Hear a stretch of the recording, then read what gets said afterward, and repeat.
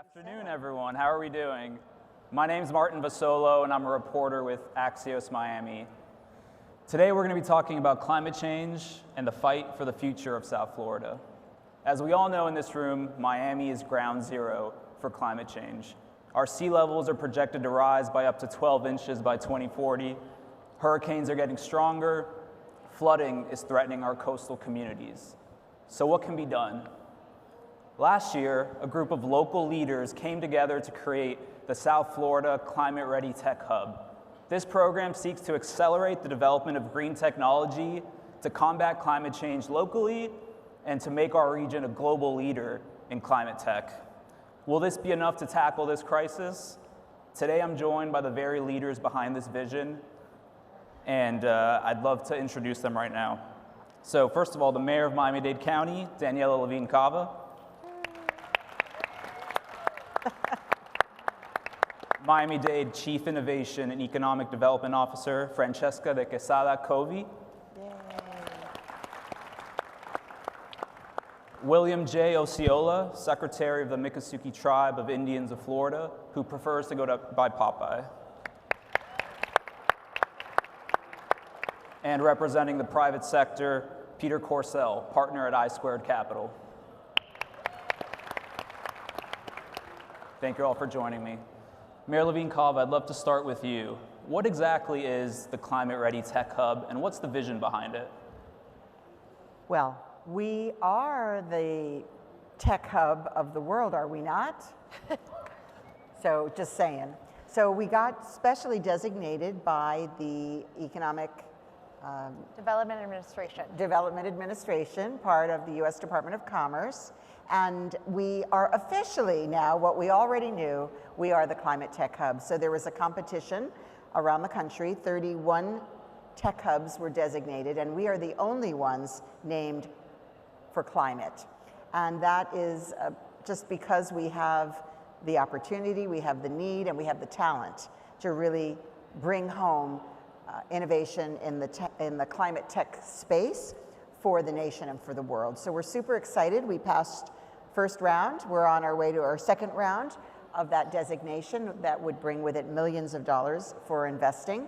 And it's a collaboration across the academic community with all the major universities in the southern corridor, where Monroe to Palm Beach, plus University of Florida, plus private sector partners, the counties and the cities, and also community groups, because we're also about equity right from the start. So we're thrilled that Miccosukee Native tribe is part of it, along with some community groups as well. And Francesca, the numbers behind this are really staggering. I mean, it seeks to create 23,000 new jobs, assist 500 startups, newly trained 3,000 people. Can you delve a little bit into how this program is going to work and how it's going to help these startups scale and reach market? So as the mayor was saying, we just applied for phase 2 designation. We applied for $70 million from the Department of Commerce. Our site visit with the EDA was yesterday, so a lot of us that were in this room spent 2 hours with an investment committee really defending what it is that we're building.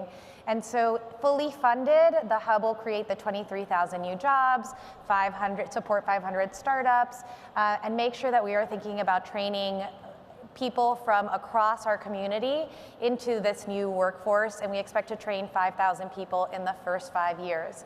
This is done because of the consortium that the mayor was explaining about the academic opportunities. So for the first time, what this hub will do, it will open up academic and testing environments for extreme weather to startups. So FIU has the wall of wind, the University of Miami has the wave tank, FAU, FMU, Miami-Dade College, who are also at the table, have their own testing facilities. And what we will be funding is the opportunity for great innovators that have ideas for how to build more sustainable, resilient infrastructure to come and test together with the scientists that are building the products, test them before they go to market, and then be able to rapidly deploy them.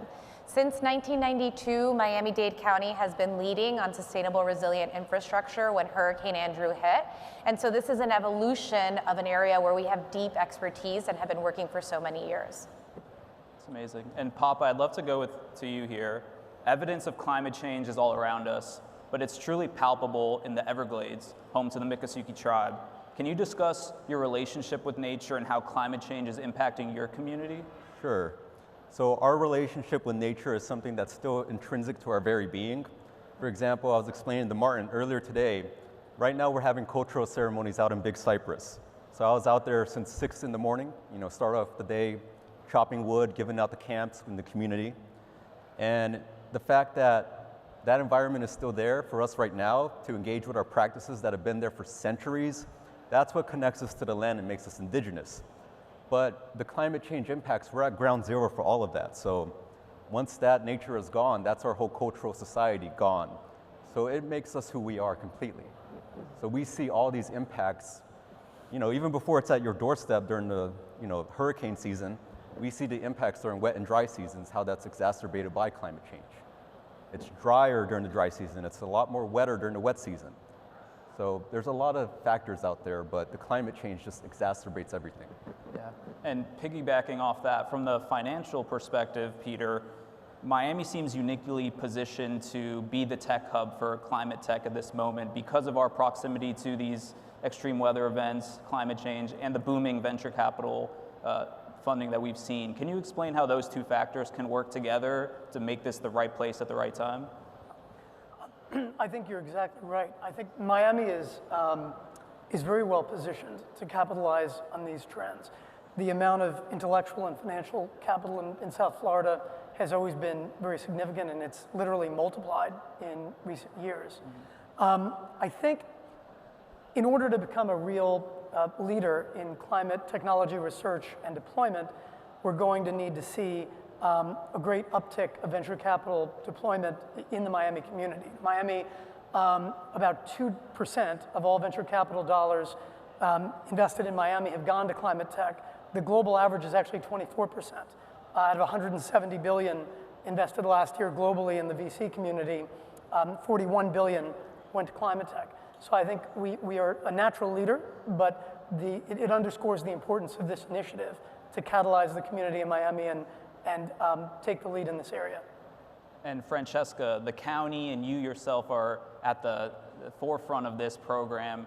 Can you describe some of the challenges that climate tech companies are facing and how the Tech Hub can help them get to market? So one of the challenges that they're facing is more capital, as Peter was saying. So we need to make sure that we are investing. Climate tech tends to be a very long process, and so returns are on a longer scale. And what we're trying to do is make sure that we can short circuit that by bringing down federal dollars to help. But part of what we are building through the Climate Ready Tech Hub is a policy and innovation subgroup led by the Miami-Dade Innovation Authority, which will bring together the Quad County area and build on the work that is happening from the South Florida Compact and the Regional Planning Council to ensure that the startups have one entry point for their ability to test with all these counties. And then we're also working with the University of Florida to make sure that we have pre-permitted sites in the Gulf Stream as well. That's amazing. And Peter, you yourself founded a clean tech company, GridPoint, which lowers carbon emissions at commercial buildings. How can the Tech Hub learn from your experience, and what is your role going to be in this Tech Hub? Yep. Well, so first of all, I think the key thing is identifying an important problem that can be addressed through technology in a practical, cost-effective way. There are lots of solutions looking for problems or impractical approaches to real problems. And I think the key learning and what we try to tell our entrepreneurs in the companies that we invest in at I2 Capital is to develop a very practical, efficient, capital-efficient approach to real problems that can be addressed in a credible way. And I think GridPoint was just one of many examples of that. We're very active in the Tech Hub. We're very excited to be a partner. We participate in the monthly meetings and the regular cadence, but the two key things we're trying to do are introduce entrepreneurs to private capital sources and other partnerships in the private sector and find companies to invest in. We at I2 have a technology fund, and we're constantly looking for companies, especially here in the local region, that we could invest in. Yeah. And Mayor Levine Cava, this tech hub is focused on creating jobs and commercializing climate tech, but also equity is built into it and making sure the local community is being helped. How do you balance those interests to move this tech hub forward? Well, we have the talent right here, but we need to make sure that the talent is ready for these new jobs, this new economy. And so we've been working intensely with our school system, with our nonprofits, internships, apprenticeships, everything that gets people ready. We welcome the newcomers. We're happy that people have moved here for these new jobs, but we want to be sure that the rising tide will lift all boats. That's frankly my modus operandi. So between equity and resilience, it's a pretty perfect match for me. We're working, for example, not just with University of Miami, Florida International University, but also with Florida Memorial University, and having job training that articulates. In fact, some of these jobs don't require a college degree.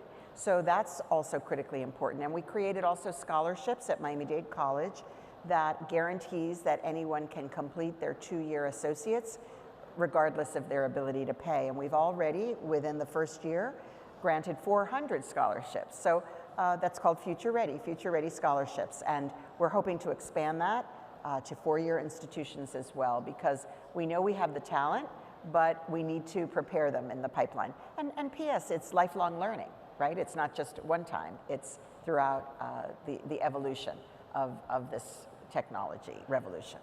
Yeah. And Popeye, how important is it to you for Native voices to be part of this dialogue? And how can the county and the tech hub achieve buy-in from your tribe and work together toward this solution? So to achieve buy-in, I think things like this make a big impact on us being a part of the conversation. And that's a big issue with indigenous societies everywhere, is they're often left out of the conversation, when really it's those societies that have a long view perspective on how much the land has changed. My people have been here for centuries. We've had ties to this land for centuries. We've been in existence since before this place was a country.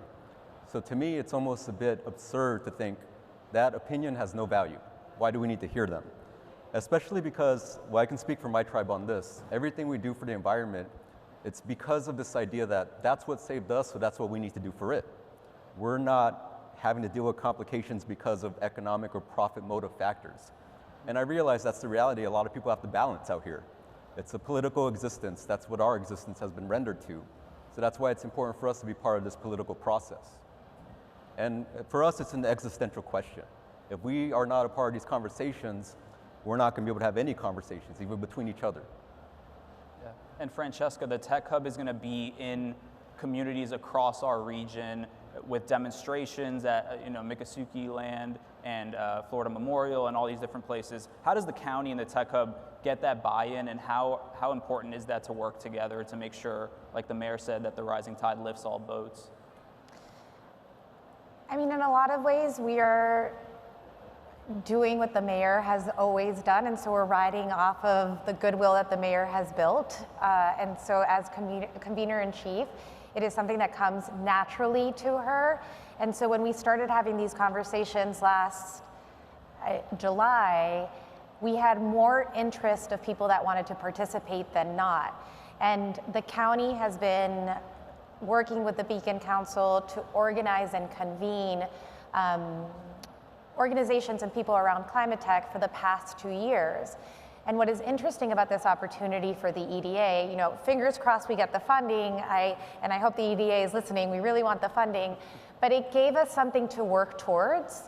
And we know that there was an issue, but before this we were convening and we weren't really sure about what we were working towards. And what the EDA Tech Hub allowed us to do is to be really, really clear on what we're working towards. We're building the climate tech platform that will be commercializing technology across the globe, and we are starting with 3 specific areas where we know that we can win in the short term. If I could add, so we know that we're ground zero or canary in the mine shaft for climate and sea level rise, extreme weather.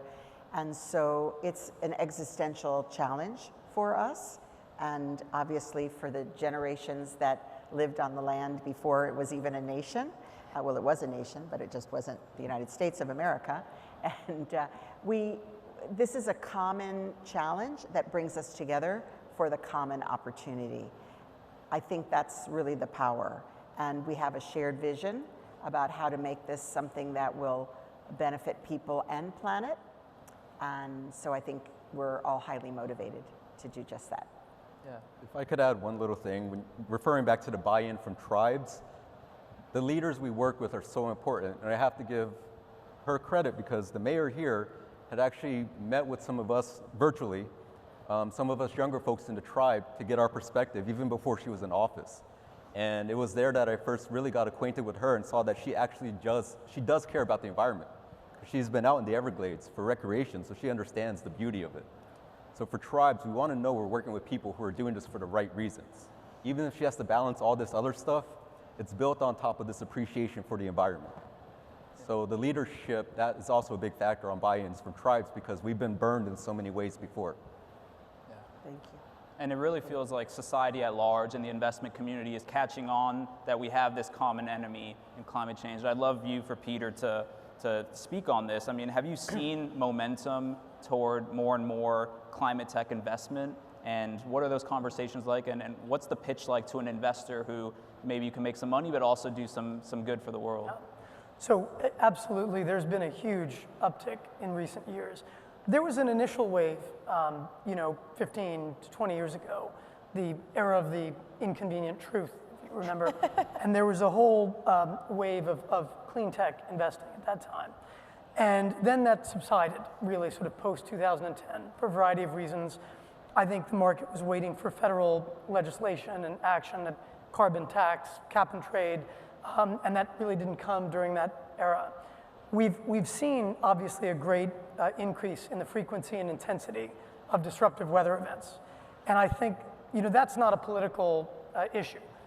Getting away from debates over the cause and the blame, the fact that we're now transitioning the energy and industrial economies to a low carbon posture is a huge, huge market opportunity for technology innovation. So I think because of that, you have a more mature, well-rounded climate tech industry, and investor interest is risen, and I don't think will abate, because I think this transition is going to occur in various forms.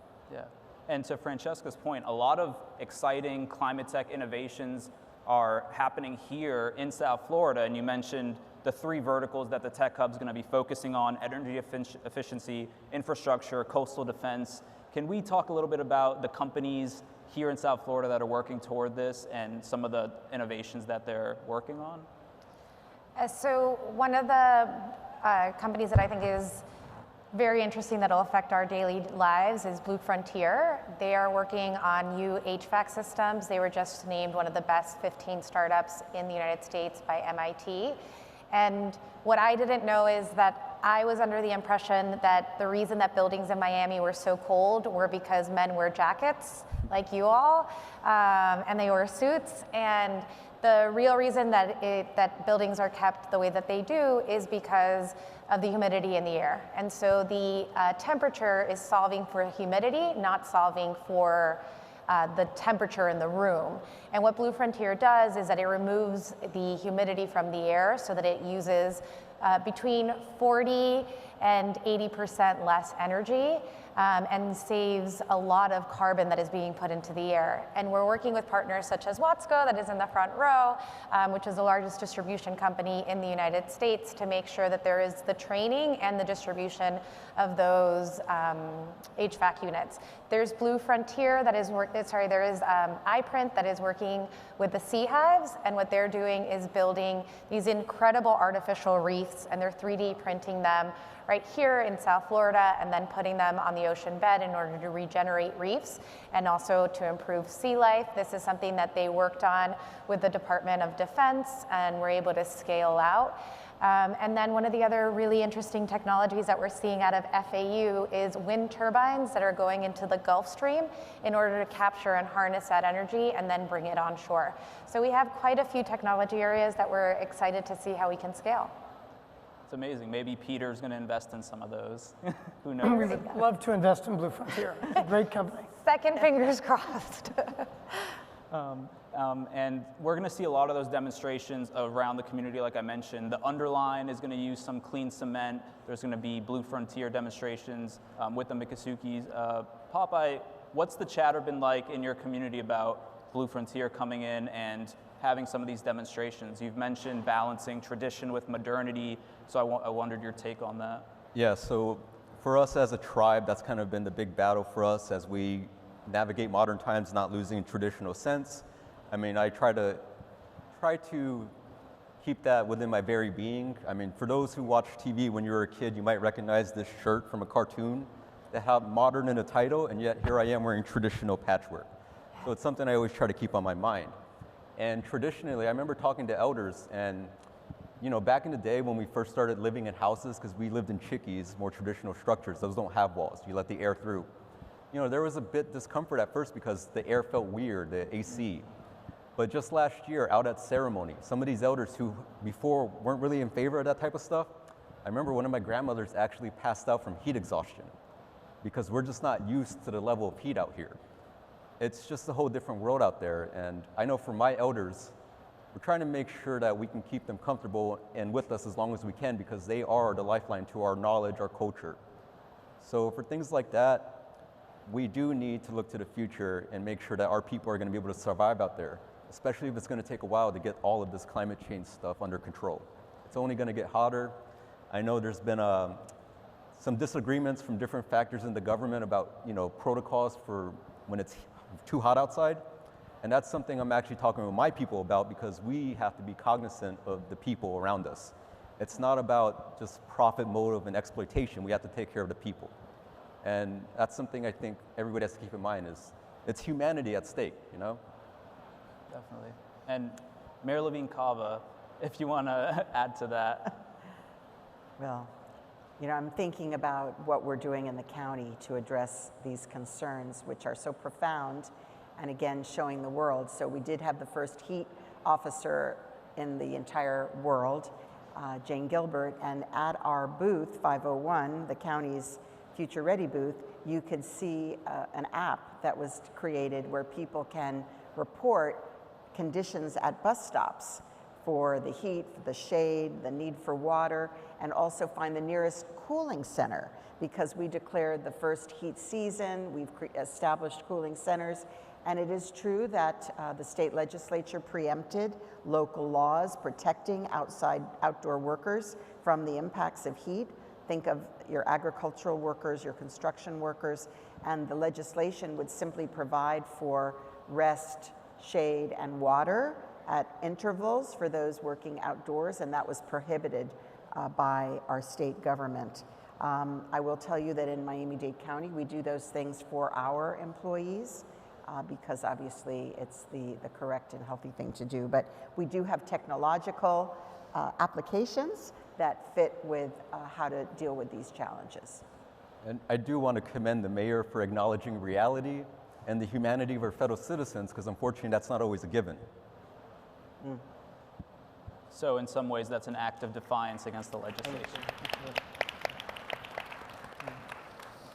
And Francesca, you mentioned that the EDA was here doing a site visit. Was it yesterday? Yesterday was virtual. Okay. But it felt like they were in the room. When are we going to find out about the funding? And I'm sure you're crossing your fingers and toes about that. They said sometime in the summer, and I asked them what that meant, and they said between June and August. So it's a very wide range of when that'll be. Right. And until that comes, you do have $18 million in private commitments and in-kind contributions. How's that helping? And you're obviously seeing a lot of buy-in from nonprofits and organizations here. We continue to organize every 2 weeks. We have about 70 members that come together every 2 weeks. We just started our steering committee that's going to be setting goals for years 1, 2, and 3. And so we're going to keep on going with the momentum. One of the really wonderful things that has happened since we created the Climate Ready Tech Hub is that we're already seeing the industry, academia, and the business sector work together to scale some of the opportunities that we saw. And so, one interesting thing, just going back to the example of Blue Frontier and Watsco, is their partnership has deepened. The partnership between OnePrint and the Sea Hives has deepened. And they have a couple of the companies, and I'll let them tell more when their press releases come out, but have just landed pretty huge contracts where they're going to be scaling their technology across the Eastern Seaboard. It's amazing. I'm sure we're going to see more of that.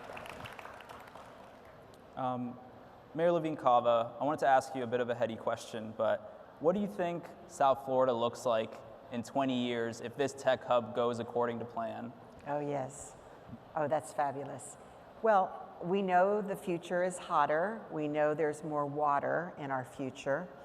And these are all about solutions that will make it possible to live comfortably and continue to thrive in this 305 and beyond. It's actually a multi-county effort. And so I'm very hopeful. I think the public has to get with the program.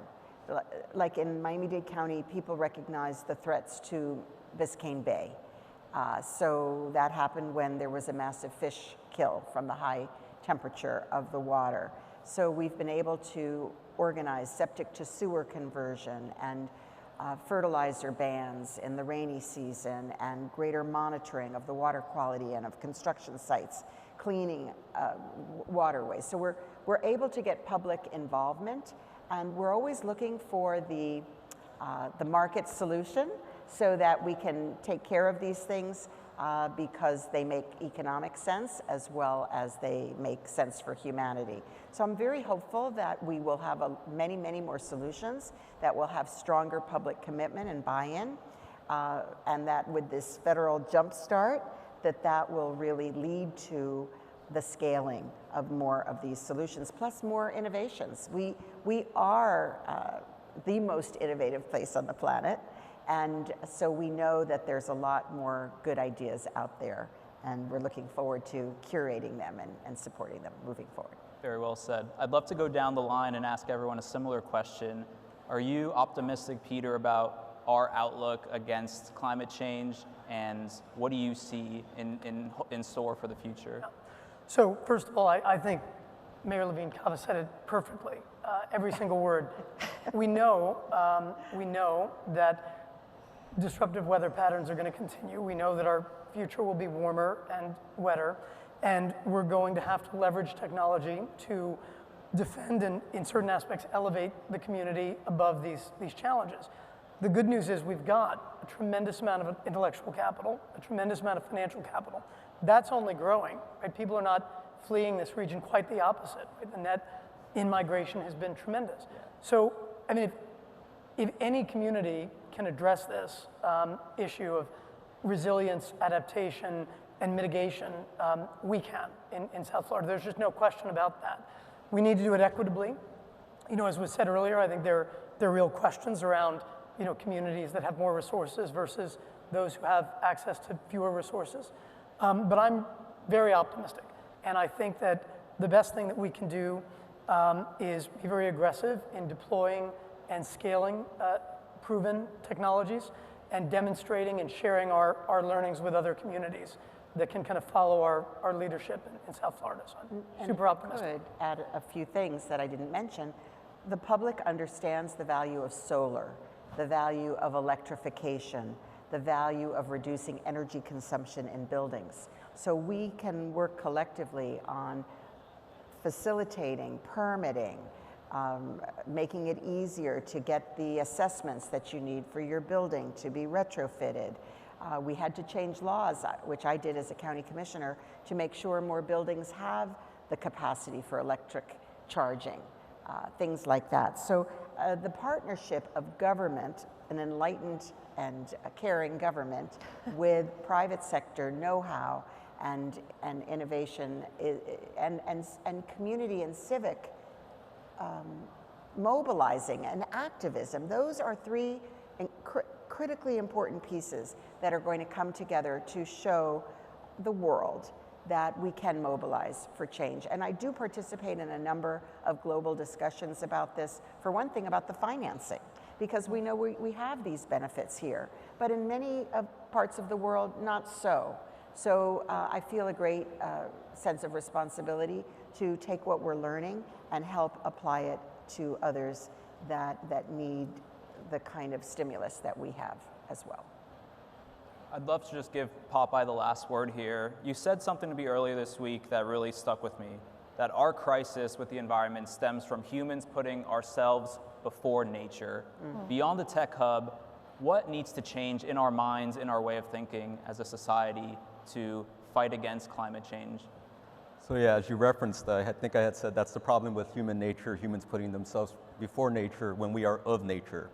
And I think that's the big philosophical change that needs to happen, is that we are not above all of this because we're under the thumb of it right now. We're feeling the pressure of it all. And I just think about, let me ask you this, when you think about Earthling, what pops into your mind? Things that look like us, and yet that discounts all of nature out there. We're all Earthlings, so it's realizing that it's not just us involved in all of this. Kind of humbling ourselves. I think that's why it's important to get out in nature. You go out there, can you beat the heat? I don't think so. You're at its willpower. So just go outside in nature. Think about hurricane season. Think about how much people that moves out of here, right? Are you in control of that? Are you in control of nature? No. So that's why I think we need to stop putting humans before nature. We're developed from the land. Like I say that as an indigenous person, that's what makes us indigenous. The fact that we're still so tied in and shaped by the land around us.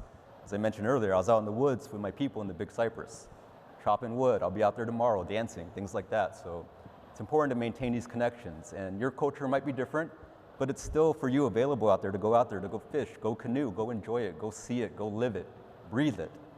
So that's part of it. You have to realize you are of nature. You're not above it. Thank you all so much for your time. And yeah, round of applause for our great panel.